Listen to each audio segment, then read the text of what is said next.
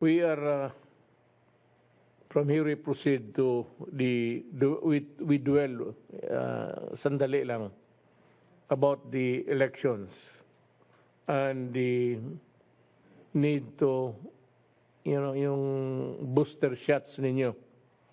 It's still available at anybody can have it because it's election time. There will be a crowding again of people congregating, and it would be good to have the boosters shots before you go out and mix with the crowd. Okay lang naman kasi pag meron ka na actually, hindi naman sabihin, it's not a 100% guarantee that there will be no reinfection. But malayo, kung meron man, talagang mahina yung constitution mo. Lalo na yung immune system mo. But if you are normal ka lang, hindi ka masakitin,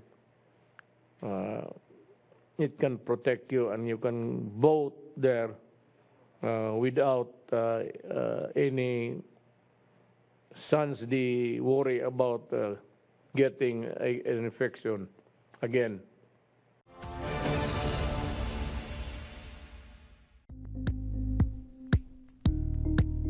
Thank you for watching Politico TV. Please like and subscribe to our channel for more videos.